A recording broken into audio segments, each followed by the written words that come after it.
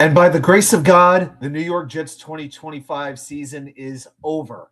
It could not have ended fast enough, and it ended with an absolute thud this past Sunday in Buffalo. So, what we're going to do on tonight's show is take a look back at the season, but we're going to try to do it in sort of a fun way by doing our annual season-ending New York Jets award show. I'm going to give out praiseworthy awards. I'm going to give out awards for absolute duds. Whole lot of stuff to get into and plenty of news. Guys, you know what's up. It's 6 p.m. It's Wednesday night, and we are live.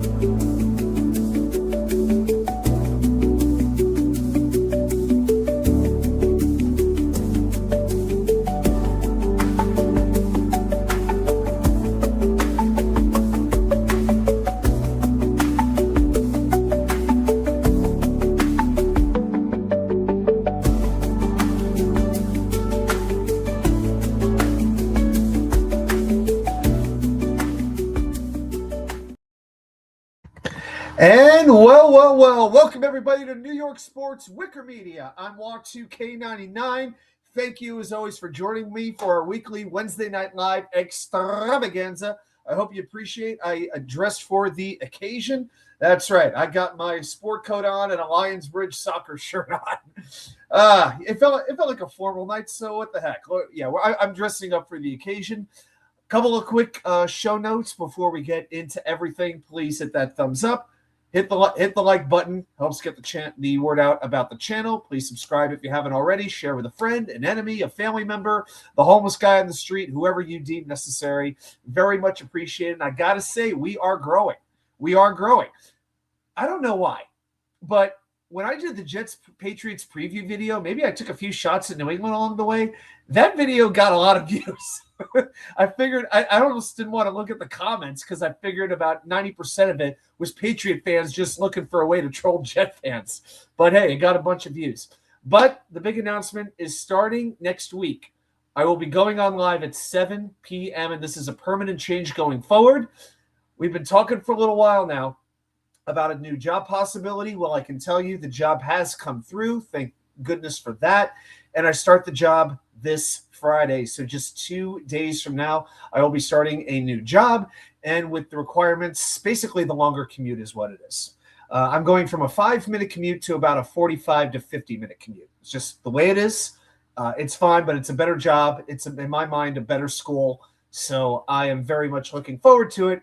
But with the commute time, I could have done 6:30, but I just figured 7 was a little bit easier. It would give me more time to get prepared, to get ready. So we're just going to go 7 p.m. starting next week. So I'll have to be sure to update the graphic and take that 6 p.m., make it a 7 p.m. All right, so I want to say a couple of quick hellos. We got a bunch of people in the chat tonight, man. People are ready. People want to get into it tonight.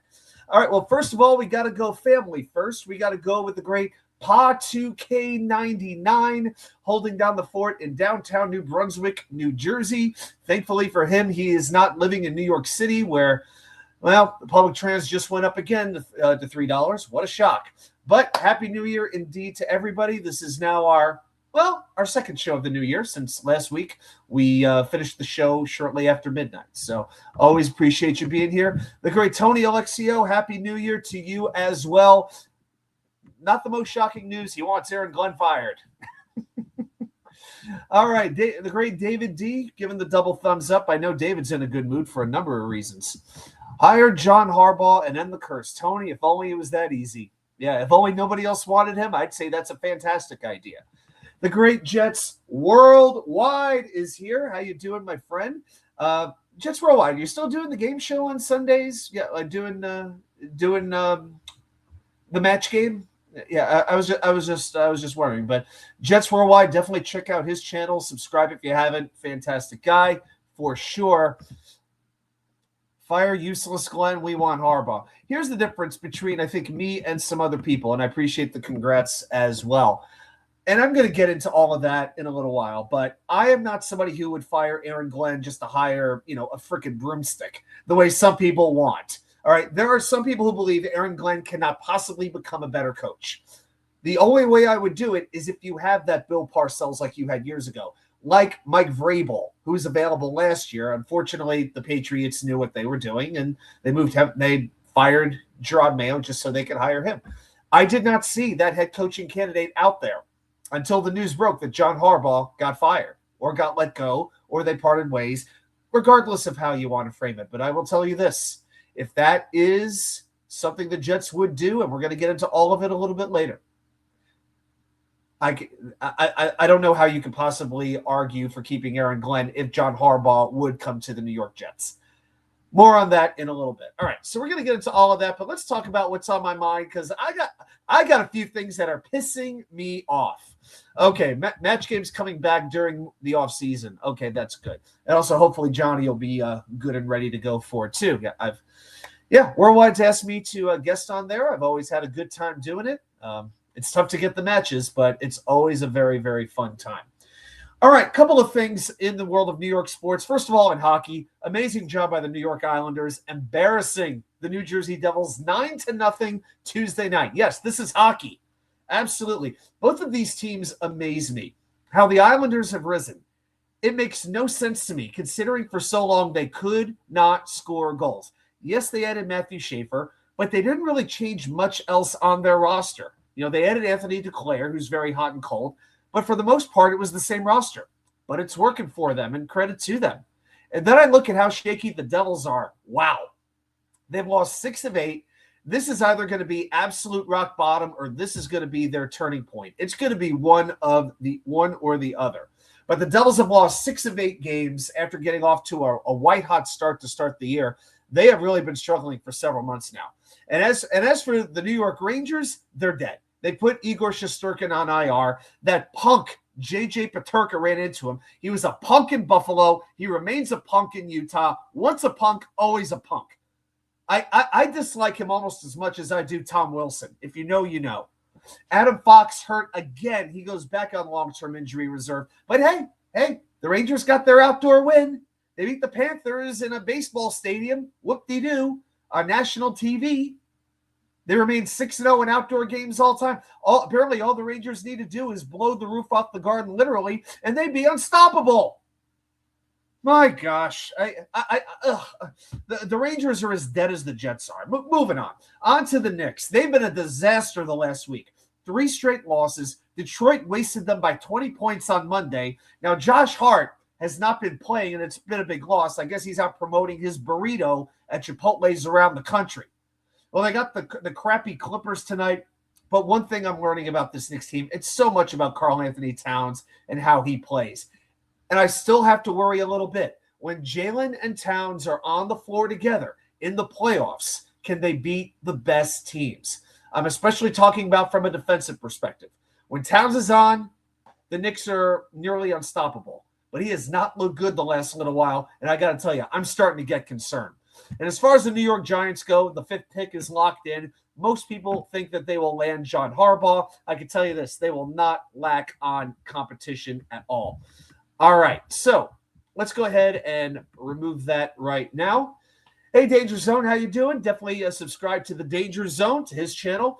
He gets a lot of great guests, no doubt about it. And once in a while, he gets me when nobody else is around. Instead of the Dundies, can we call this the Wicker Undies? Maybe that's too abrasive. Let me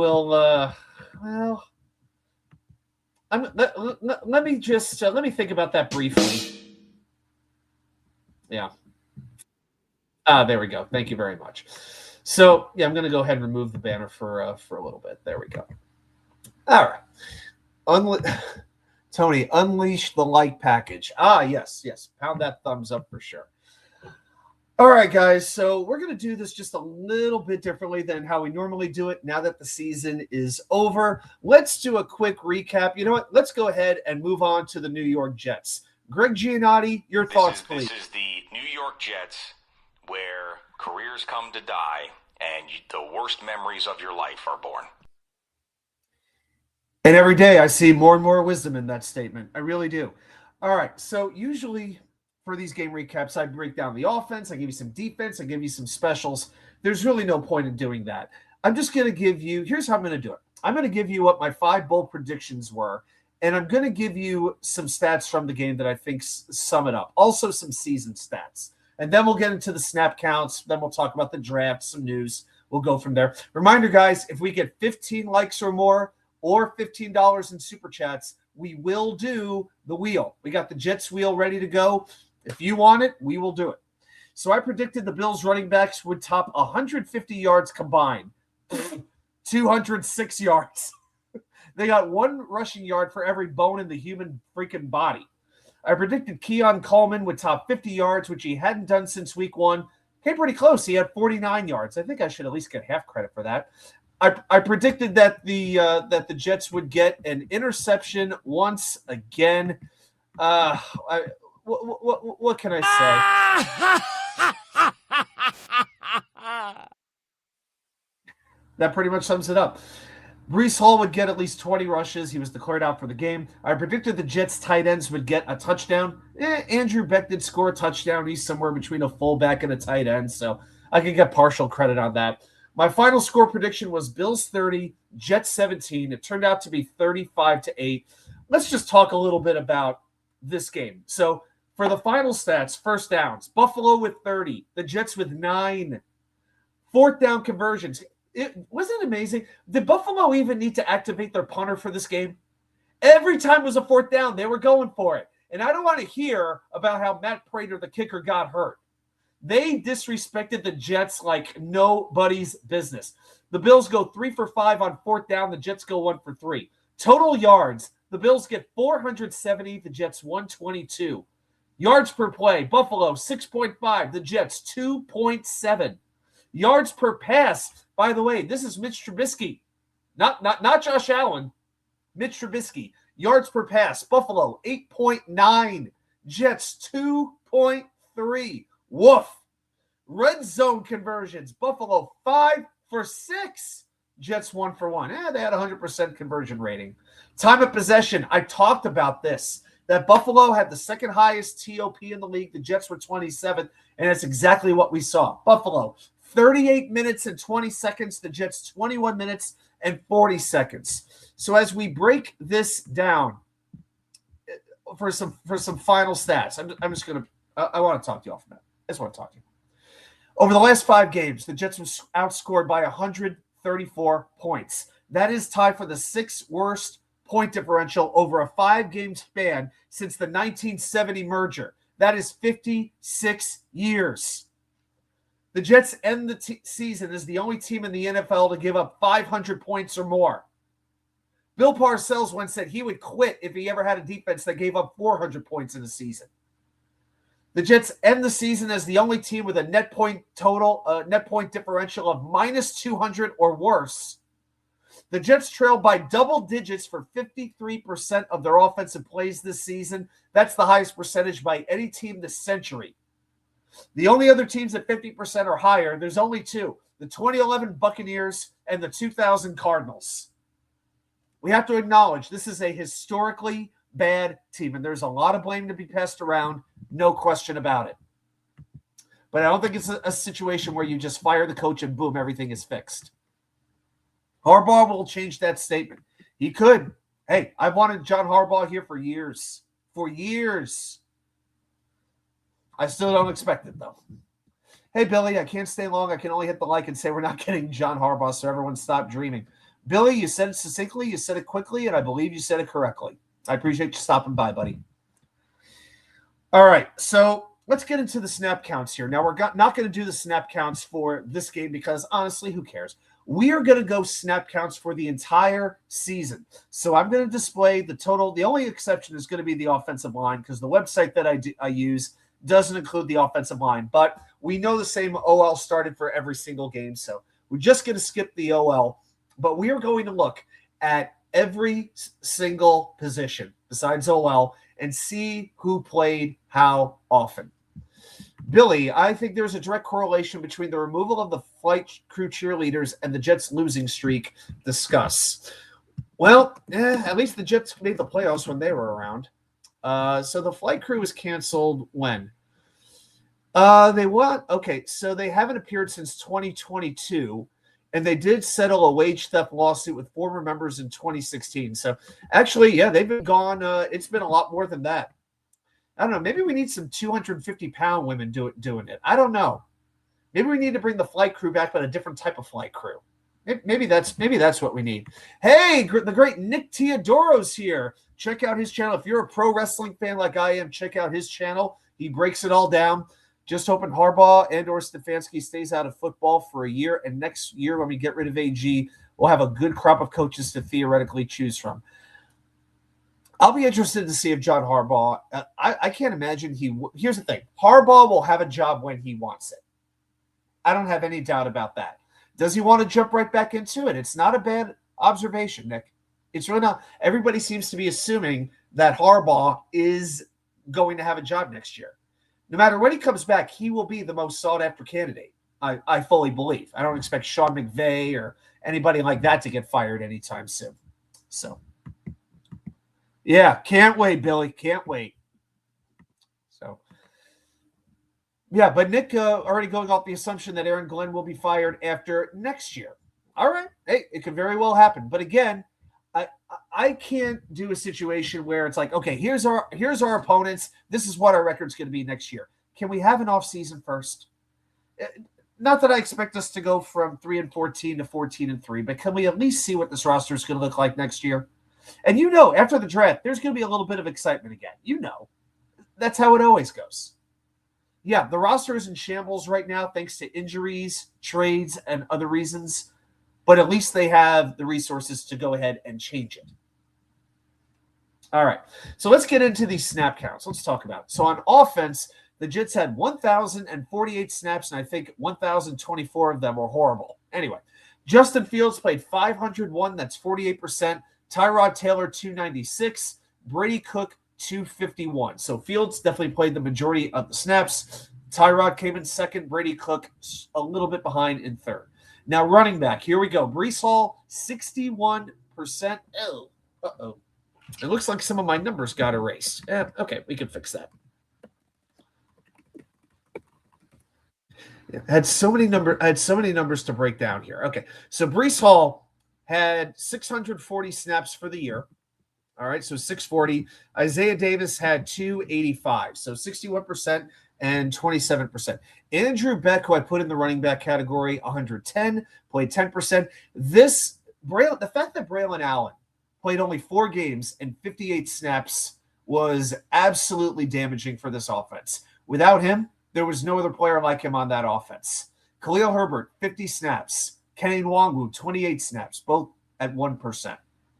Wide receiver, this one's going to take a minute. John Mechie played the most snaps of any Jet wide receiver, 414, 40%. Garrett Wilson, 383. Man, I said before the year, we did our top 10 most indispensable New York Jets. My top three, this is great, were Sauce Gardner, Quinnen Williams, and Garrett Wilson. It's pretty hysterical to think about it now. 2 of those players no longer on the team, and 1 of those players played only 7 games. Arian Smith actually played 376 snaps on offense. Can you believe that? That's right, 36% of the snaps. He played almost as many snaps as Garrett did. A.D. Mitchell, 374. Isaiah Williams, 329. Tyler Johnson, who I actually thought was pretty good, 292. Josh Reynolds, the one Detroit Lion to come over, 273. Alan Lazard, 250. Quentin Skinner, 16, and he actually looked pretty good against Buffalo. All 16 of those snaps came this past week. So, it makes you wonder, why wasn't he getting more opportunities to begin with? And then Brandon Smith, who, of course, is now with the New England Patriots, 8 snaps, 1%.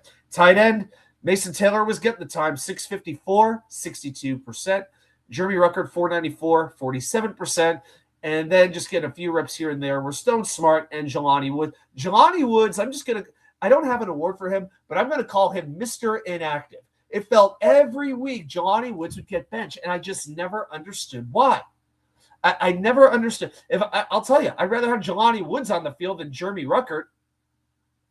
I don't care if Jelani Woods is from Long Island or, Des Moines, Iowa, or Timbuktu. I don't care. I think he's a better player than Jeremy Ruckert. Just my humble opinion. All right, on to the defense. So here, 1,129 snaps. That's a big discrepancy between offense and defense, and it makes sense. So JJ for the edge in the lead at 679, 60%. Will McDonald at 649, not too far back, 57%. The immortal Michael Clemens at 578. Braden McGregor, 265, 23%. Eric Watts played only 103 snaps on defense. Tyler Barron, 95. Kingsley Jonathan, future Ring of Honor member to be sure, 17 snaps. Defensive tackle, look at all these names. Harrison Phillips and Juwan Briggs, to nobody's surprise, were in the lead at 61% and 52%. Quinn Williams, 365 at 32% before he got traded.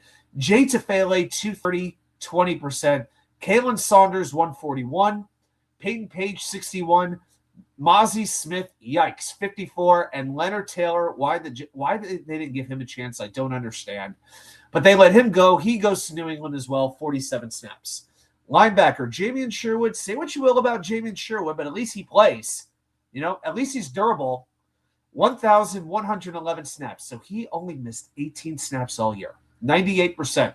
Quincy Williams, 684 at 69%. Kiko Malagoa, 322 at 29%. Michael Walker, 194. Marcelino McCurry Ball, 106.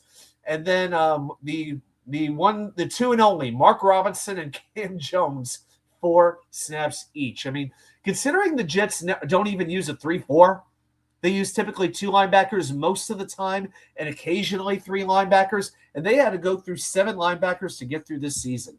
Whew. And then we go on to the secondary. Brandon Stevens, look at all these cornerbacks. Brandon Stevens, 1,048, played 93%.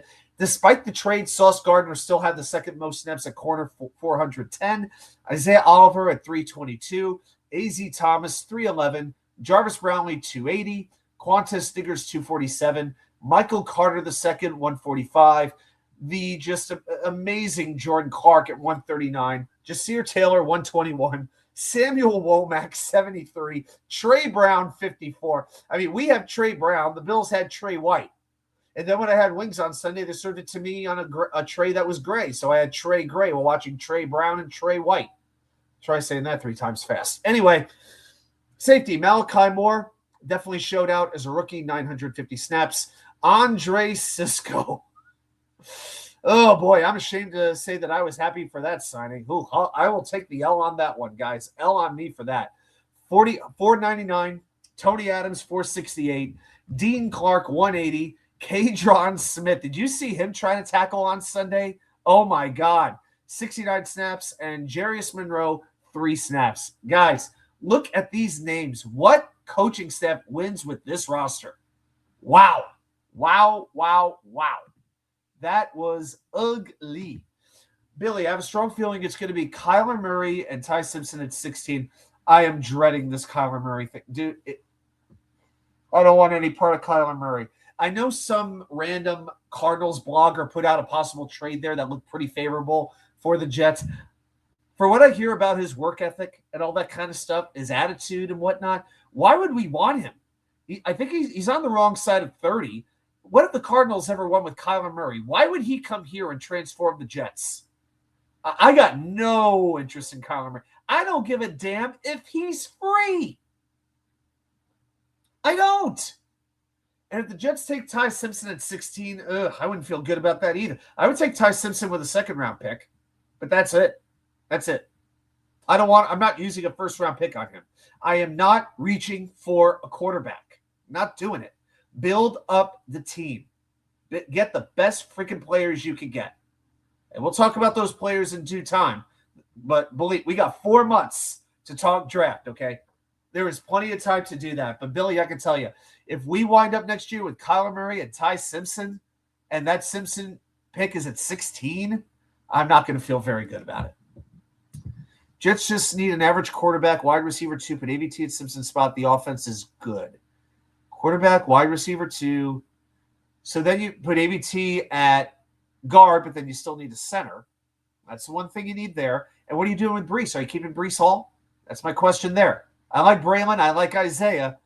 But are you going to sign Breece Hall, or are you going to draft a running back? So you got to factor that in too. I like the tight end room. I like Josh Myers as a backup. I do not like Josh Myers as a starter. That's a big difference there. Josh Myers is okay, but if you are counting on him game after game after game, he gets exposed. especially when it comes to pass protection. The Jets let up a lot of pressures up the middle, and a lot of that was on Josh Myers. So to me, you have to decide what you're doing at guard. Are you leaving Joe Tippmann at right guard, or are you moving him back to center? Address the other position. And again, there's a lot of good centers out there. Tyler Linderbaum's who everyone talks about, but there's Ethan Posich. There's Connor McGovern. There's a number of good centers who could hit the market. They could. But definitely you need that second wide receiver on the other side of Garrett. I'm very confident they will do that. And Billy wants to tag Brees. I'm open to the idea, but does Brees want that? I mean, I don't know if I want to face the same situation in 1 year, but it'd be about $14 million. I mean, I can't say I would hate the idea, but I'd rather try to work out a contract. So, hey, we will see what happens. Tony is confident that Muji will trade the first pick down for a king's ransom. I think if they trade a pick down, it's going to be 33. And, man, you couldn't have asked for much better. Outside of Tyler Luton and that field goal, you couldn't have asked for anything better as a Jet fan. The Giants win. The Jets lose. All these other teams. The Colts lose. Who won? Detroit won, right? Minnesota won. All of that worked out. And it moved the Jets all the way to 16. So, right, 2-16, right? So that worked out about as well as it could have. And we're going to get it, let's get into the take-a-thon right now on that note. All right, same old Jets, here we go. So this is the final top 5. So Raiders, Jets, Cardinals, Titans all finished 3-14. Giants right behind at 4-13. Now, what was confusing to me is when all of a sudden, late in the 1 o'clock window, people were talking about how the Jets could move up to the number 1 pick in the second round if the Raiders won. And then after all those games were over, a couple of us were watching the end of Raiders-Chiefs, and we see Daniel Carlson kick that 60-yard field goal right through the Allegiant Stadium air. And at that point, we knew the Jets moved up to 33, and that is a heck of a draft pick. It's like having another first-round pick almost, because you get to reassess the board, you get all this time, and then you could trade down and get a lot if that's something you're interested in doing. Billy SBC, people around Oregon are like 90% Moore is returning. Of course they're going to say that. But here's my thing. With all the quarterbacks coming out next year, Dante Moore can get lost in the shuffle. Now, Moore is a very self-aware kid. He knows himself. He's a very aware kid. I like that. But the people around Oregon, what else are they going to say? What else are they going to say? Too much money for Moore to return. Yeah, that's true, because he's going to make a lot more in the NIL a lot more in the NFL than he would in the NIL. That's just a fact. Like, you might get $4 or $5 million as a quarterback. That's really it. So he'll make $32 million over 4 years as the second pick. So if you're looking at the money, it makes sense for him to declare now. All right. So a couple other things with the standings here. So these are the updated draft picks. So this is the latest news that we have as of now. So in the first round, the Jets have picks 2, their own, and 16 from Indianapolis in the Sauce trade. You got pick 33 at the top of the second round and 44 from Dallas. How about them Cowboys? The Jets do not have a third-round pick traded away in the Hassan Reddick deal. In the fourth round, they have their own pick. They have 103. Now, in the fifth round, it gets a little crazy. They've got 2 comp picks, Hassan Reddick and Morgan Moses. Now, it hasn't been officially declared, but that is what is expected, because if you go to different websites, you will see different information about these comp picks. But I can tell you, everywhere I look has the Jets getting 2 fifth-round comp picks. So there will be gaps between 44 and 103, and then again 103 to those comp picks, because you got to let the whole fourth round go and then nearly the entire fifth round. So it's going to be a long wait there. Then in the sixth round, now this is the one that's a little bit different. The Jets have traded a lot of 6th-round picks. Okay, whether you're talking about the Juwan Briggs trade, whether you're talking about the Brandon Codrington trade, they've done a lot of these 6, a 6 for a 7th and a player. That's happened a whole bunch. Okay, the Jets will either have the 2026 from Buffalo, Baltimore, or Denver, but it hasn't been revealed yet which 6th-round pick it's going to be. We just know it will be a 6th-round pick. So that is the undetermined one. Then in the 7th round, we know they've got 218 and 240 from Tennessee and Buffalo. And my expectation is they will still have the comp pick at the end of the draft for Solomon Thomas. If they have it, great. If they don't, not the end of the world. But different websites are reporting different things. I'm going with overthecap.com, and they have the Jets getting 2/5 and a 7th round pick in the comp stages of the draft. So when you add it all up, that's 1, 2, 3, 4, 5, 6, 7, 8, 9, 10, 11 draft picks. Okay, now 6 of them are in the bottom 3 rounds. That does bear watching. Okay, because we have all these draft picks. Well, that's great. Where the hell are the draft picks? That is rather important. But 4 picks in the top 44, you could transform your franchise. You absolutely can. If the Jets choose to stick with those picks where they are. Maybe they won't. We will find out. So then we keep going. Let's go to the draft power rankings from Tankathon. And this is something that I've been doing every week. And this is where it finally shook out. The Jets just got better and better and better. Look how far ahead. It got to the point where the Raiders jumped the Browns. The Browns have been running neck and neck with the Jets for most of the season. And now, it's been Tennessee for a while, but then the Jets jumped them after the trades. But now the Raiders have jumped the Browns since the Raiders were number 1 overall, and Cleveland just continued to win at the end of the season. But pretty crazy. Pittsburgh is number 4 despite going to the playoffs. Then Tennessee, Miami, Arizona, the Rams, Houston, New Orleans, Philadelphia, and Baltimore. But the Jets, again, have far and away the most valuable draft of any franchise. But now you got to execute on it. All right. So let's go ahead and remove that. Now we're going to get into a little bit of news, guys. Let's talk about the news going on. And I got a few things I got to hit on. The first thing I want to talk about is this genius, Todd McShay. I'm going to quote George Carlin, and I am not a big George Carlin fan. There's a few routines he has that I do find funny. But for the most part, I didn't really care for a lot of his material. But he had this one routine about boys' names, and he said, and I'm getting really sick of guys named Todd. It's just a goofy name, okay? Oh, hey, what's your name? Todd. And the Jets have a horrible history with Todds. Richard Todd, Todd Bowles, Todd McShay. Now, he goes on his podcast. Not that I have anything against podcasts, but considering where he was, it's a long way down. And had the gall to say nobody wants to be a New York Jet. None of these draft prospects want to come to the Jets. So let me get this right. This genius who's used a little bit too much cream rinse, and it looks like he's applied a little too much tanner here. He has spoken to all 600, 700, 800 players who could potentially be drafted, plus their families, plus their agents, plus their coaches. And apparently all of these players are ready to go to Cleveland or Arizona or Vegas. But God forbid they go to the Jets because nobody can fix that. Now, I know Tom McShay used to be roommates with Joe Douglas. And if you know me, you know I'm a Joe Douglas supporter. I expect him to get another general manager job at some point, and I think he will deserve it when it does happen. But that is what this is. To me, this is Tom McShay going to bat for JD, just trying to stick the knife in, pour a little extra salt in the wound, but it's irresponsible on his behalf.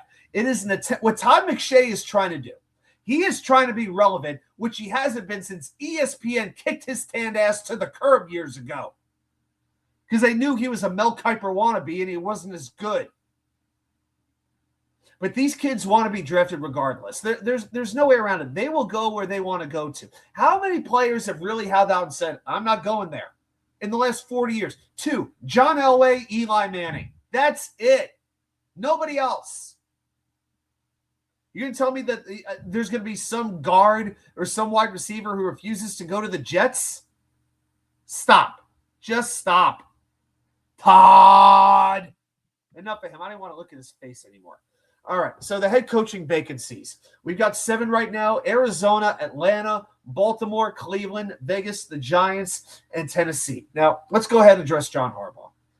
I would love him on this team. I've wanted him here for a decade.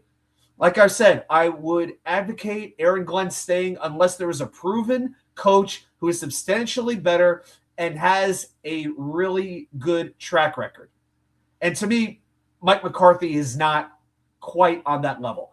Good coach, but a decent coach. Like, he might get you to the playoffs, but you know what? I want more. I want more than that. Even though the Jets have been where they've been for the last decade, I need a higher ceiling than that. And within 45 minutes of the news breaking that John Harbaugh and the Baltimore Ravens would be parting ways, there were at least 7 teams that contacted Harbaugh's agent. Now, keep in mind, there's only 6 other head coach openings out there right now. So one of those teams, at least one of those teams, already has a head coach in place. Could that team be the Jets? I'd be surprised, but it's very possible. I thought Tampa Bay might let go of Todd Bowles, but it looks like they're going to roll with him. And, it may not be the best way to do business, but if I'm Woody Johnson, I got to make that call. I have to make that call. And if that means Darren Muji goes too, if John Harbaugh wants complete control and the biggest contract in the history of head coaches, I got no problem with it. If that's what he wants. Because to be honest, outside of money and control, what else do the Jets have to offer? The second draft pick? Great. But all these other teams that are going to want, the Giants are going to want him. They got the quarterback. They still got a really good pick. Cleveland's in the same division. You don't think they're going to try to move heaven and earth to bring Harbaugh in? The Raiders can offer the number 1 draft pick. Tennessee's going to want to. I mean, why would any team not want John Harbaugh? But again, you don't fire Aaron Glenn until you know John Harbaugh is agreeing to come. I'm sorry. I mean, I look at the other candidates that are out there. Chris Shula, Cliff Kingsbury, Anthony Weaver, Lou Anderson. I can't handle another first-time coordinator, especially one from outside the Jets family. I can't. I just can't do it. So who are we really looking at? I'm sorry. This is not a situation for a first-time coach anymore. It wasn't. Not that I really wanted one. I mean, Brian Flores is who I would have been was most interested in last year once we knew Mike Vrabel was no longer available. I didn't see any Mike Vrabels out there on the market this year. Well, one just became available. So if the Jets can get him, amazing. But that said, I'm not getting my hopes all that high. All right, now this week's schedule. All right, so Monday were the exit interviews. Tuesday, we had more exit interviews. Aaron Glenn and Darren Muji met with the media. Muji met with the scouting staff to evaluate the roster. Wouldn't you love to have been a fly on the wall for those conversations? How long could it take to evaluate this roster? 20 minutes for everybody? And it's actually kind of funny the way I saw people complaining about this press conference. It's a whole new round of complaining because now the haters are mocking the idea of a vision. They're talking about Aaron Glenn being arrogant. What did you expect to have happen in this press conference? Do you expect Muji and Glenn to say, we're going to release this player, we're going to sign this coach, sign this player, draft this player, we're going to pursue this? These press conferences never give you anything substantial to chew on. They never do. And I guess I understand being upset. God knows I'm upset too. But I guess I'm just getting a little bit frustrated how some people are looking for the slightest thing to allow themselves another opportunity to start complaining about, blow everything up all over again after 1 year. That's my whole thing. Like Green Bean says, gripe intelligently, and I'm trying to get better at that. I really, really am. I'm not saying my behavior always measures up to my intentions. I'm just trying to close the gap. That's all I'm trying to do. That said, I would expect some news on the coaching staff to start coming down over the remainder of this week. Like, I really don't care too much who they let go of and who they keep. Just keep Chris Banjo. Okay. I know Tanner Eggstrain will be the offensive coordinator, and I'm fine with that. And then today, Wednesday, Muji and Glenn met with the coaching staff to evaluate the roster. So basically 2 days of roster evaluation. Thursday is going to be interesting. Muji and Glenn will be meeting privately to figure out what they're going to do. And again, I'm not even going to acknowledge that comment. I'm just not. Danger zone. Yes or no, we make the playoffs this decade. Okay, so we're now in 25-26. So that means 27, 28, 29, 30. So that's 4 years technically. I feel like by default we will. And then when we do, it's going to be a situation like 1981 in Buffalo, the game against Buffalo, where Bruce Harper fumbles the opening kickoff after a 12-year playoff gap, and then Buffalo runs it in for the touchdown. Once that happens, once the Jets are in the playoffs, there will be something that happens, and there'll be some Jet fans going, I wish we never made the playoffs. I wish we'd still missed it. I'd rather lose again than see this happen again. Oh! Not that I'm impersonating anybody, but just go with it. In the next 4 years, I'm going to say yes. I think we do make the playoffs in the next 4 years. I do think so. All right, so then we go on to our opponents for 2026, and please let's not predict records already. We need to have an off season first. So along with the 6 division games, we are hosting Denver. Hey, Elijah Vera Tucker will be happy to know we're not going. Why do we face Denver every year? How is it? Remember back in the day, the Jets would go to Oakland every year and play the Raiders. It was like 5-6 years in a row. Every year now we're playing Denver. Oh my gosh, I can't take it anymore.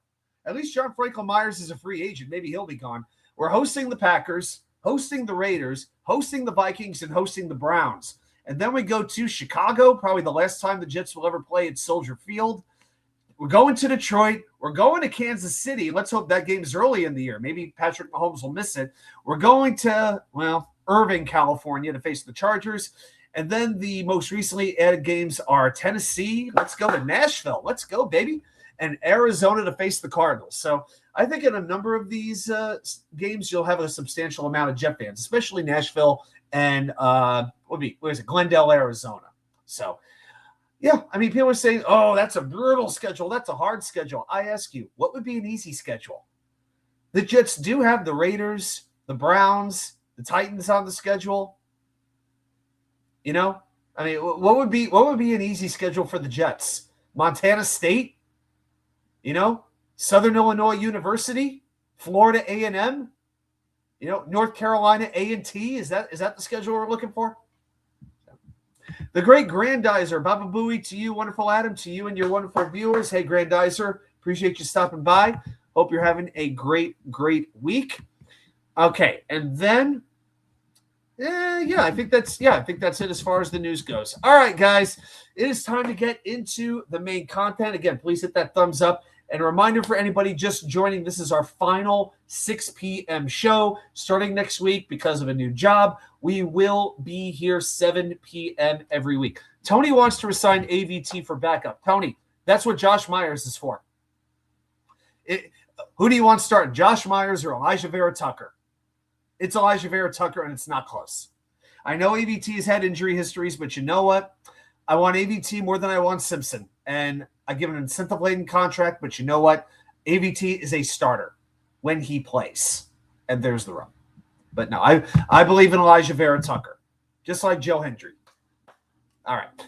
Hey, I do have the suit jacket on, the blue shirt. I kind of do have the Joe Hendry thing going on. Anyway. All right. So anyway, let's get on to the main content of the night. It is time to do our annual award show. Ladies and gentlemen, welcome to the 2025 New York Jets Award.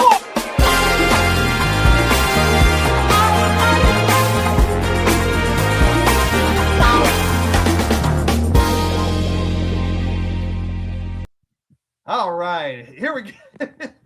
That's right. That's the closest we could get to award music without copyright issues coming into the picture. Okay, so we are ready to get going. So we got a bunch of awards. We got positive awards and we've got negative awards. So let's see what winds up happening. Grandizer, 7 p.m. or 7 a.m. It'll be 7 p.m. Yeah, I'm still working 8 to 5, but I won't be getting home until close to 6 o'clock now, Eastern time. So 7 p.m. Eastern is going to be the new start time going forward. I appreciate that you like the disco. Disco fever. Anyway, I love the nightlife. I want to boogie on the disco ride. Yeah. All right. That's right. We're breaking out random disco music. I can't play it because then, the lawyers get involved anyway. All right. So we're going to do a bunch of different awards. And so let's get into those right now. So for our offensive MVP, this year's, I'm not even doing nominees because some of the nominees are just depressing. But our offensive MVP, you know what? Let's do it this way. The offensive MVP award goes to Breece Hall. Breece Hall, congratulations.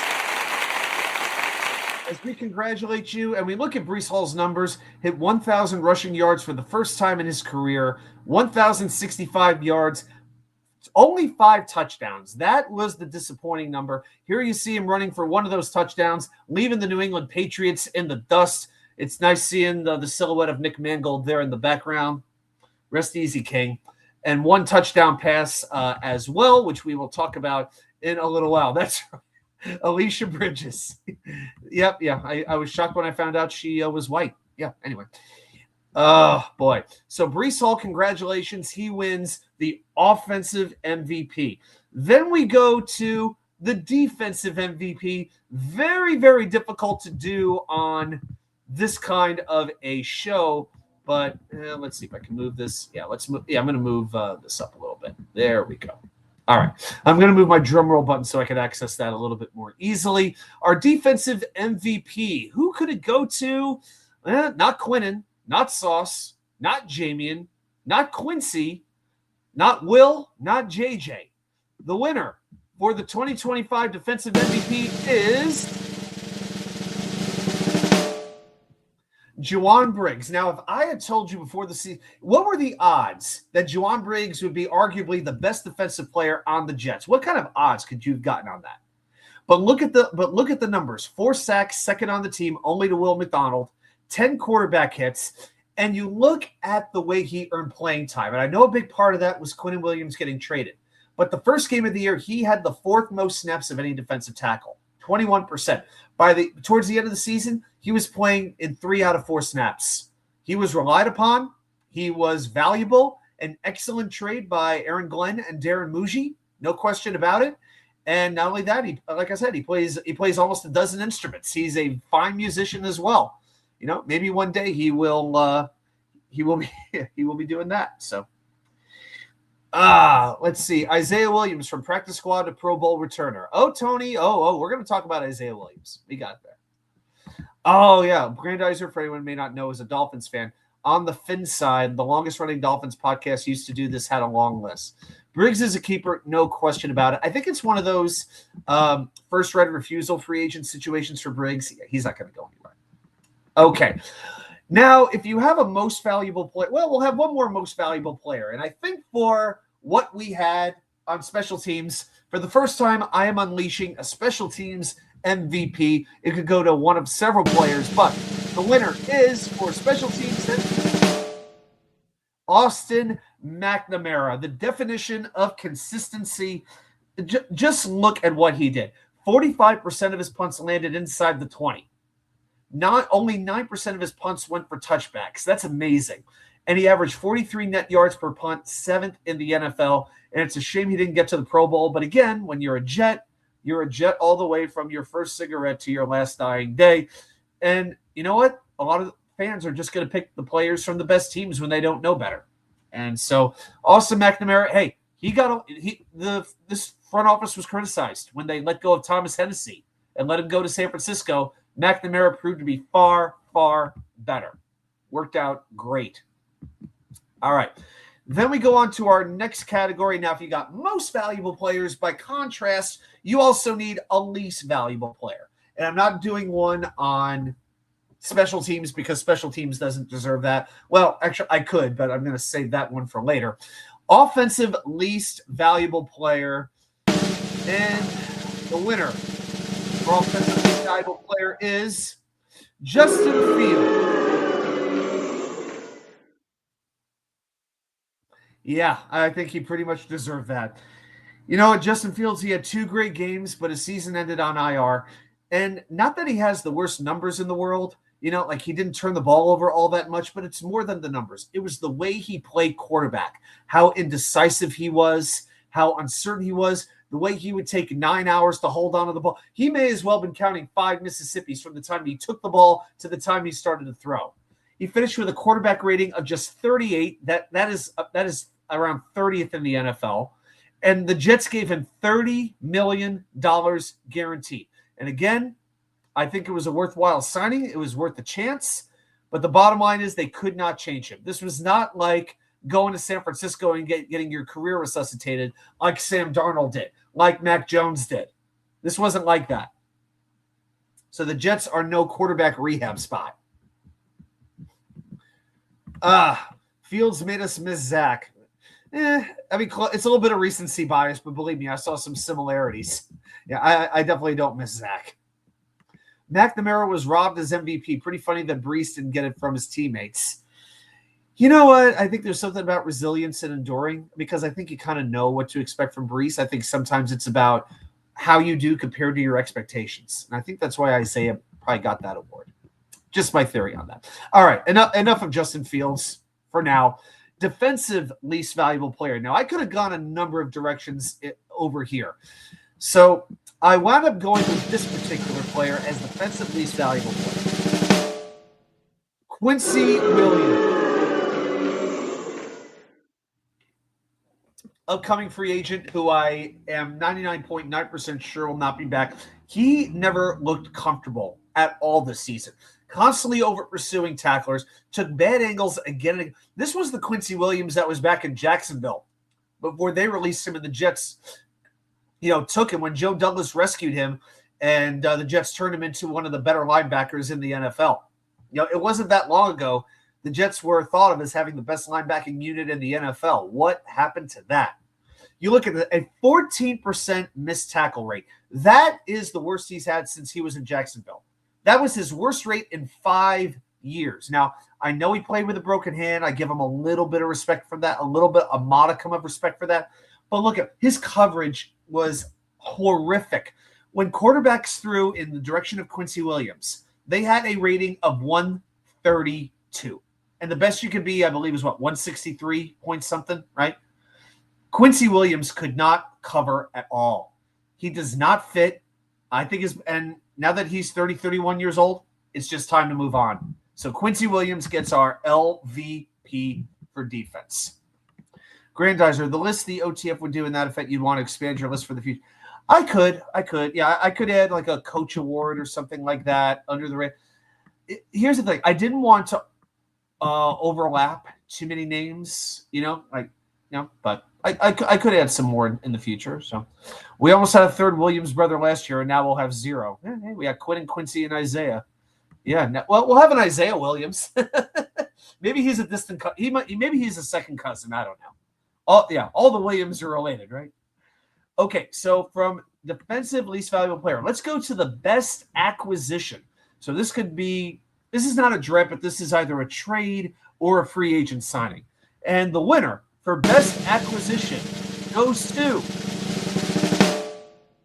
it's the folk hero, Nick Folk. I think about the other options here. Who else would it be? Think about the other players the Jets signed or traded for. A.D. Mitchell, John Mechie, Jarvis Brownlee, Justin Fields, Josh Reynolds, Brandon Stevens, Andre Sisco, Josh Myers, Derek Nottie, Tyler Johnson, Chris Boyd, bless him, Byron Coward, Jay Tufele. Which one of those are you giving this award to over Nick Folk? Brandon Stevens, maybe. But to me, Nick Folk, 28 for 29 on field goals, the top field goal percentage made in the entire NFL, 22 for 22 on extra points. I don't expect him back next year. From what we're hearing, currently he wants to reevaluate his future and where he's going. Completely understandable. But, hey, if he's willing to be like an assistant coach, that'd be amazing. But the Jets have a lot of late draft picks, and I would not be shocked if they use one of those picks on a kicker. But if this is the way that his career ends, it's about as good of a way that it could have ended. So, Nick Folk, one more time. Thank you very much. We appreciate you. All right, and then we go to the worst acquisition. The winner of worst acquisition is, once again, it's Justin Fields. I try not to give awards out to the same people twice, but in this case, I had to go Justin Fields. I just had to. Nobody had bigger expectations. Nobody had bigger hope. Nobody got more money and failed as hard as he did. I don't need to go back into it all over again. But Justin Fields, to me, is the LVP on offense and the worst acquisition. I said it and I don't care. Most improved player of the year. The winner is, he's been mentioned in the chat and he deserves it. It's Isaiah Williams, the team MVP. Remember, he was cut. After week 4, there were a bunch of us ready to cut him, kick him to the curb. He's doing like a fair catch on the 3-yard line and whatnot. He looked like he had no idea how to play football. Well, he was cut after week 4, came back a few days later, and then was signed to the active roster for the next week. And since then, he's had 3 official return touchdowns plus another one that was called back. His teammates have noticed it. His teammates respect him. And like I said, team MVP. So credit to Isaiah Williams. Now, the most disappointing player. There are so many places I decided to not go Justin Fields. But again, it's how did this player perform compared to what I expected? And I got to be honest, I like this guy. It hurt me to do this, but I really expected more from him this year. So the winner for most disappointing player of 2025. And I'm curious what your perspectives are going to be on this, if you have somebody else in mind. But I went with Jermaine Johnson. Now, you could go with a number of other players. Will McDonald, but he did have 8 sacks. He did have that blocked field goal against Tampa Bay. I just thought Jermaine was consistently quiet all year, and I did not expect that from him.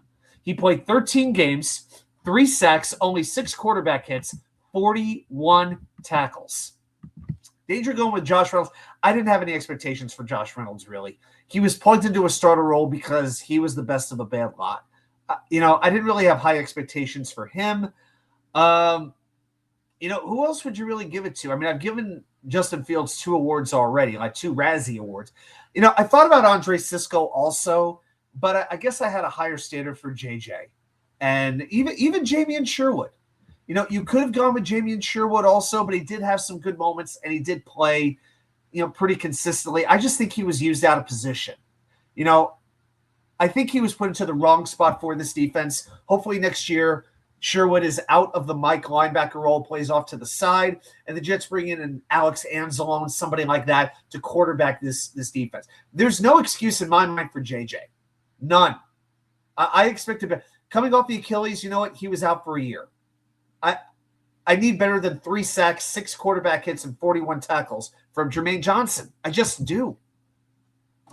Arian Smith, yeah, I mean, for a 4th-round pick, yeah, but I mean, he was better than Malachi Corley. I don't, you know what? I'll tell you this about Arian Smith. Not that we drafted him for this, but he played pretty good on special teams too. He was pretty good at going down the field and pinning down the punts from Austin McNamara. So if that's all Smith is, then all right. I'm hoping for more next year. We'll see. But my expectations were not that high from him anyway. Danger Zone. Wilkes contend for your worst acquisition.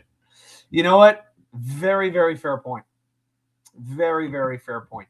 Grandizer, do you have a most improved Jet player of the year? Yeah, it was Isaiah Williams. Yeah, just now. Yeah, that was Isaiah Williams. So, yeah, I'm just doing one for each. I could break it down by offense or defense, but I just went by one on one total for improved and one for defense. If I had to go with an improved offense or defense player, I could go Juwan Briggs, I suppose, but they turned over so much of that defense. I really don't know who I could give it to. And Malachi Moore improved over the course of the year, but I'm really going to me, improved is somebody who was already in the league.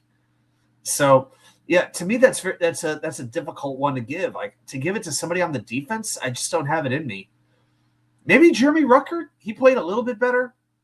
I don't know. Olu got better as the year went on, I thought. Maybe Olu, but it's not like he was bad last year. So, Joe Tippmann, maybe Tippmann. Tippmann had some elite numbers blocking. Going from center to guard, maybe my most improved Jet would be Tippmann. Maybe be Tippmann. And again, not a knock on him from last year. I just think he got better and better. So maybe it would be him.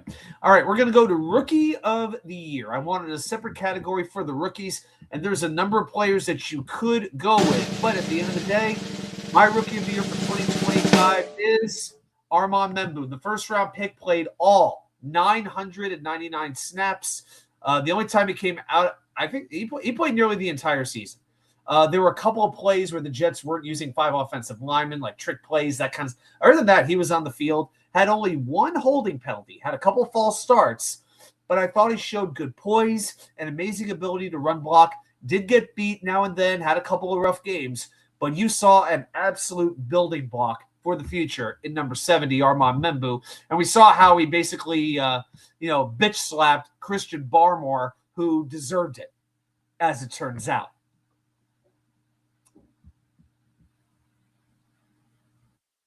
As I thought I heard footsteps. That would have been very bizarre.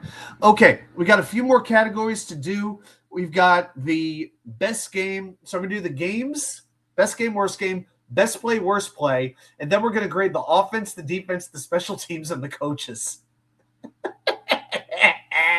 Let's go. Best game of the year. Not that you have a lot of options. The winner is Week 8 against the Cincinnati Bengals, a 39-38 victory. This busted the no-win season. People were talking about it after the Jets had gone 0-7. And remember, this was right after Woody whipped Justin Fields to the media. The Jets played this game with no Sauce, no Garrett, and also, don't forget, that was the day we got the news that Nick Mangold passed away, which made that day even more emotional for us. But it wasn't looking good. The Jets trailed 31-16 after 3 quarters, and then with just over 10 minutes left, they were down 38-24. And in five plays, 60 yards, 2 minutes, 29 seconds, the Jets go right down the field. Fields to Ruckert for 24 yards. Brees runs for 27. They score the touchdown, and then they go for 2. Now, this was interesting. That was the pass, if you remember. Justin Fields passing in the middle of the field to Isaiah Davis. Initially, it was ruled no good. But upon further review, he did break the plane, and it counted. And it was a bold call by Aaron Glenn to do that because the Jets are down 38-24, now 38-30, and he goes for 2 in that spot. But it worked. It really worked. And then the defense forces a 3 and out, including a Will McDonald sack. Jets get the ball back with 6:50 to go, and it would be the game-winning drive. More on that drive in a moment. But then the defense turns the Bengals over on downs. They kneel for the win. The Jets scored in this game on their last 4 possessions. And in this game, the offense had 502 yards on offense. Now, granted, it was against the hideous defense. But they won. You know, they had an amazing fourth quarter, pulled off a win. Yeah, Grandizer, despite being a Dolphin fan, definitely a Membu guy. Nice. All right, here we go. So that is our best game. The worst game of the season, you know, it really all depends on your definition, doesn't it? I couldn't go with a game late in the season when it was clearly already out of reach. I had to go early because those are the games that hurt the most. So to me, the worst game of the season is Week 3, 29-27 loss to the Tampa Bay Buccaneers. You know, I thought about Pittsburgh for a moment, but the Jets still played very, very well. Just things went wrong we'll talk about that too. Then they get killed by Buffalo. So going into this game, it's like, all right, they could still do something, but they got to come back. They got to take this game, upset Tampa Bay, and go from there before they go play Miami. And it's easy to forget what an amazing win this almost was. The Jets were down 26-13 with 6:13 left. They go 11 plays, 73 yards, 233. Tyrod Taylor in this game. And 11 plays, 73 yards in 2 minutes, 33 seconds. A 4-yard touchdown from Tyrod Taylor to Alan Lazard of all people. But then the Bucs come right back. A 33-yard run by Baker. And then the Jets stop them. And then they force the field goal attempt. Will McDonald, of course, blocks the field goal, runs it in for the touchdown. And that's when we get AG going all earth, wind, and fire on us, right? So there's a minute 49 left, and the Jets now lead. What a win this would be. Instead, Baker, 28 yards to Emeka Egbuka, as you're seeing right here. 20 yards to Sterling Shepard of all people. Not Chris Godwin, not Mike Evans, not Jalen McMillan, not Cade Otton. Sterling, 45 years old for the Giants, Shepard. And that gets them to the 18-yard line, leading to a 36-yard field goal by the ex-Jet, Chase McLaughlin. And I think at that point, you pretty much had to know that's like, this ain't our season. Swig of water for the working man and woman. Yeah, and to me, that was the game where it was like, that took all the air out of the balloon, was that loss right there. So then we go on to the best play of the year, and I don't think this one's going to be too hard to argue with. The winner is, it happened in that Tampa Bay game. No, it didn't happen in that Tampa Bay game. Thought I was going to go with the Will McDonald field goal. No, I'm going with the Brees Hall touchdown to Mason Taylor to win that game against Cincinnati. So now let's break that down a little bit more. I couldn't go with the Will block and touchdown because it was a loss. So let's go back to the Cincy game. Jets down 38-32, 6:50 left. Fields to Arian Smith for 23 yards. Biggest play Arian Smith had all year on offense. Brees runs for 10. That takes it to a minute 54 seconds. So the Jets get, so at the 2-minute warning, Brees is in the backfield and Taylor with the toss back, or Fields with the toss back. Brees double clutches it, and at that point, he's running towards the sideline furiously. You got 3 Bengals defenders pursuing him, and it looks like he's about to go out of bounds.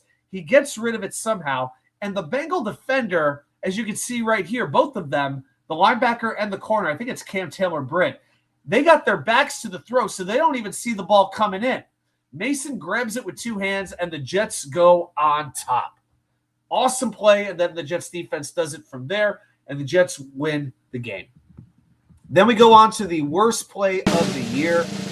Plenty of nominees, but to me, there's only one. The winner is the Xavier Gibson. You think about where this game was against Pittsburgh. These teams had exchanged touchdowns. The Jets were up 26-17, and Pittsburgh kicks off. So Pittsburgh had just scored a touchdown. So the Steelers kick off, and Gibson fumbles. The ball was knocked loose by Kenneth Gainwell. Bobby Skoranek jumps on it. 2 plays later, just 2 plays later, Pittsburgh's in the end zone. It's 31-26. So Pittsburgh scored, made it 26-24. They kick off, the fumble happens, and now it's 31-26. Yes, the Jets did score on their next drive to make it 32-31, but they missed the 2-point conversion. It was a pass from Justin Fields to Garrett Wilson. It did not convert, and that allowed Pittsburgh to win the game with a field goal, which they did, a 60-yard field goal by Chris Boswell, 1:03 to go. It was a premonition for the rest of the season. If the Jets win that game, who knows? Who knows what turns out differently? So now we got to go with our overall grade. So we're going to grade all 4. I'm calling it all 4 units. Number 1, the offense. How do we grade this offense? To me, they get a grade of... To me, they get a D, and I'm going to tell you why. They were 28th in yards and points per game, but they did run the ball effectively. 7th in rushing yards per game. The Jets said they would be a team that would run the ball well, and the truth is they did run pretty well at times. But I got to be fair. They had next to nothing at wide receiver once Garrett Wilson went out. Yes, they added A.D. Mitchell, and they added John Mechie, but there were no go-to wide receivers at that point. The offensive line, they played pretty well. The tight ends I thought were fine. The quarterback play was just terrific. Here's a stat that I haven't seen people putting out. You want a stat on this offense? Here we go, especially with the quarterbacks.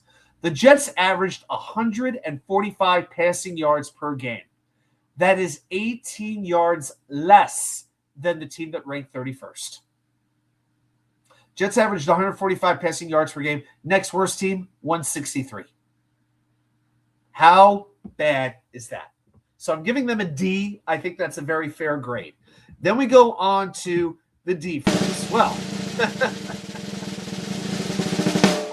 defense gets... I'm going to do this Ray Lucas style. Old school Ray Lucas. F. Yeah. He just put a little extra F on it. And that is exactly what this defense deserves. 23rd in yards per game. 30th in points per game.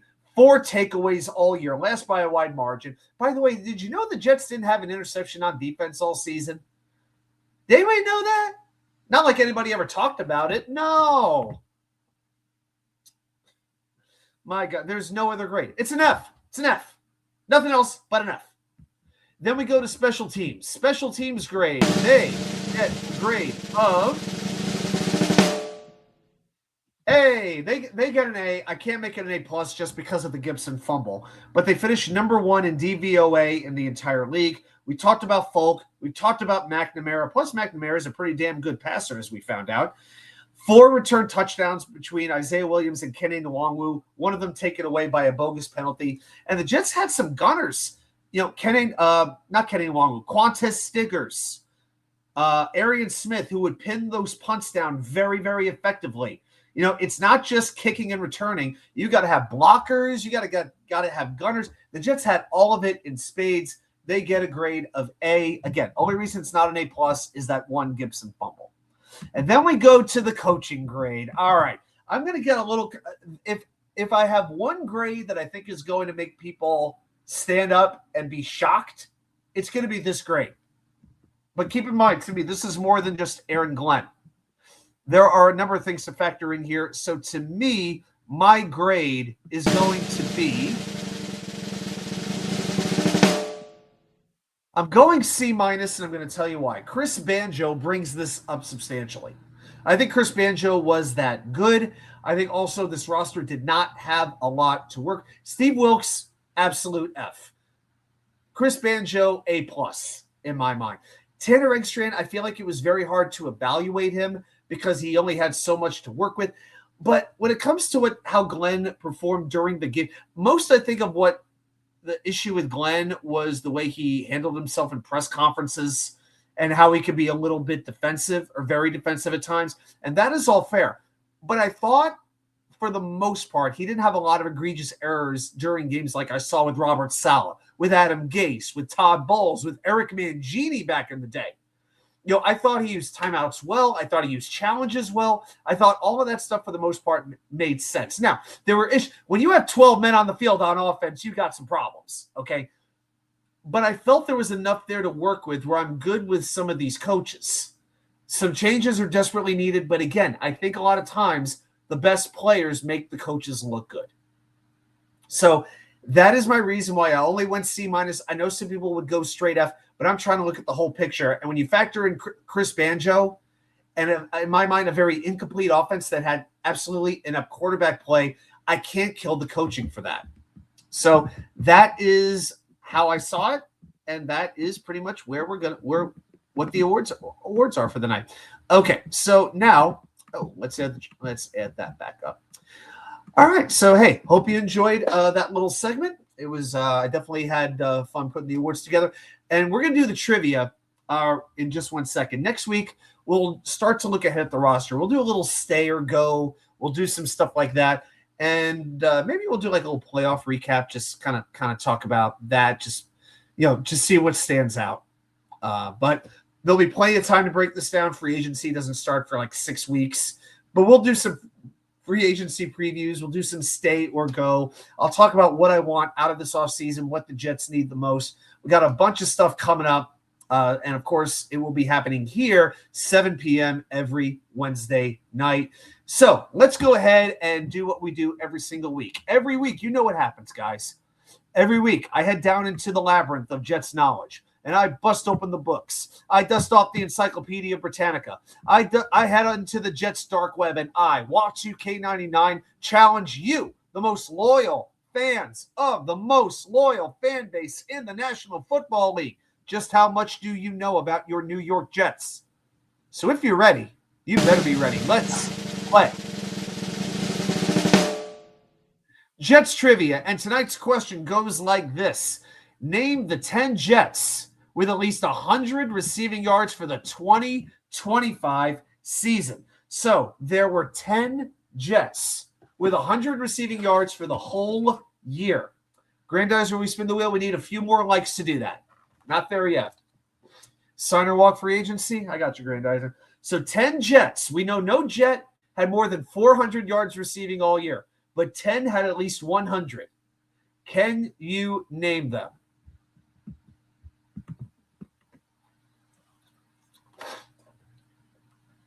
So this is all 2025.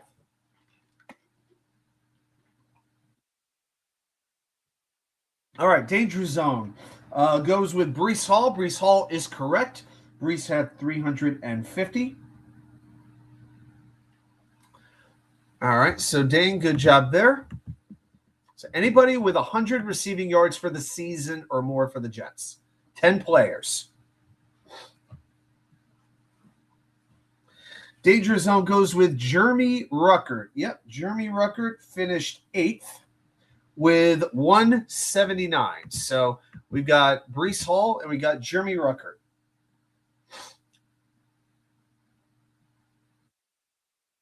I'll give you a few extra minutes on this. I set this for 5 minutes, but I'm just going to give everybody a little extra time on that one. Got a few people still hanging out in the chat. Very cool. David D goes with Josh Reynolds. How about Josh Reynolds? Yes, indeed. Josh Reynolds is number 10 with 101 freaking yards. 101 yards total. Wow. All right, so we got number 3, number 8, and number 10. All right, I know we got some more people in the chat, so come on. Danger goes with Andrew Beck. How about Andrew Beck? Is he? There we go. Is Andrew Beck correct? He is not. Preseason would have counted, but no. Andrew Beck did not have 100 yards receiving this year. Missing some of the easy, obvious ones. There's a couple. Still don't have number 1 or number 2, but you got some of the harder ones. So. David goes with Arian Smith. How about Arian Smith? Where is it? Oh, there. Oh, I had the wrong. There we go. Arian Smith. Nope. Arian Smith didn't have 100 yards receiving, but he had 23 on one play. So far, you got Breece Hall, Jeremy Ruckert, and Josh Reynolds. That's it. 7 more.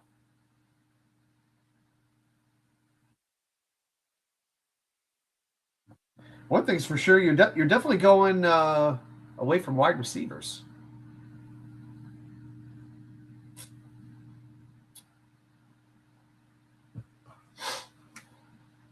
Dane goes with Mason Jarhead Taylor. That is correct. Mason Taylor was second on the team with 369 yards. So we got 4, 6 to go. There's Garrett Wilson. There you go. 395. David gets number 1. So that leaves the numbers 4, 5, 6, 7, and 9 to go.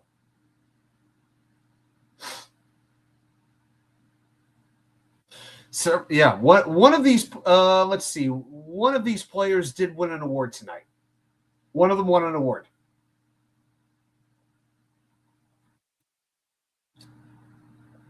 You know what? I'm going to kill the clock. We're just going to keep going. All right, so we got Garrett Wilson, Mason Taylor, Breece Hall, Jeremy Ruckert, and Josh Reynolds. Who else? There are no more tight ends. I will give you that. No more tight ends.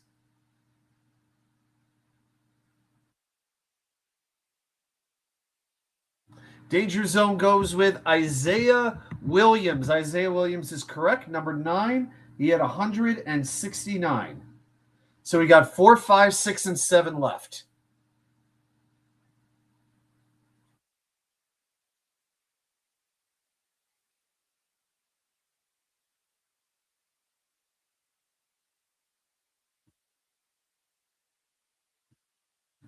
All right, Danger. Yep, from one Isaiah to another. Isaiah Davis, absolutely. Isaiah Davis is correct. He was number 7 at 186 yards. So Isaiah Davis had more receiving yards than Jeremy Ruckert. David goes with Tyler. Tyler Johnson. That is correct. Tyler Johnson was number 6, 197. I keep saying it. I thought he was good. I thought he was a good receiver. John Mechie. John Mechie is correct. He is number 5, 236. That just leaves number 4. You've only got one player left. And this guy had 301 yards, only behind Garrett Wilson, Mason Taylor, and Breece Hall. Who is that last player?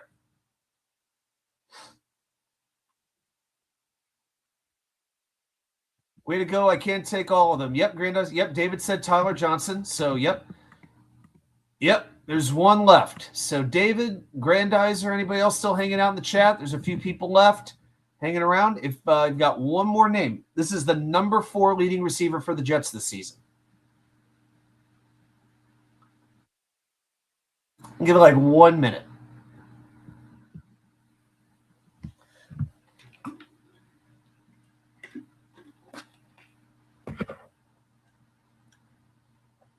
All right. There you go, David. Good job. A.D. Mitchell, 301 yards. So think about this. There were only 4 Jets had over 300 yards receiving for the whole season. Hey, Thomas Fitzpatrick, how you doing? Yeah, Fitzy would know. Fitzy knows his Indianapolis Colts. No question about it. So, chat, good job. I'd say this is a win. And here's the full list for you. Yep, there's your top 10 receiving yards list for the New York Jets in 2025. Doesn't this just depress the hell out of you? Man alive. You were hoping this would be the situation by week 5, right? But better days are ahead. No question about it. No question about it. Better days are coming because I can't tell you when, but I know they're coming. All right, everybody. I want to let's go ahead and just say a thing or two. I want to thank you guys very much for hanging with me on tonight's show. As hey, last week I had the party hat on. This week I got the sport coat on. So reminder: 7 p.m. going forward Wednesday night for the weekly Wednesday night live show. For upcoming videos, I will be doing picks for all the NFL playoff games. Planning to have that up. Since I got to go on Friday, I'll have that up probably Thursday night. I'll probably record that video Thursday night. So count on it being up by then. So, hey, I put a few short videos up real quick, talking about when the John Harbaugh news came out. I put a video about that. I also put out a 3-minute video just ranting about the state of all 4 of my teams and how disgusted I am. We're promised virgins in Valhalla for being Jeff. Valhalla is in the golf course in Kentucky. That's about what we would get. Good part of Kentucky. I'm sure the hot brown sandwiches are amazing, but I think that's the Valhalla we would wind up with. All right, guys, everybody, have a great rest of your week. Enjoy the football. It's on to the off season. It's time to start looking forward and figuring out how to get better. And we're going to work through that together. Free agency, the draft, whatever it takes. We're going to get into it together. And I'm going to be learning right along with you. And I'm looking forward to it. So everybody, thank you again. Have a great night, and I will see you all right back here with more content from, well, you all know where it is, right? The Wicker Chair. Have a good night.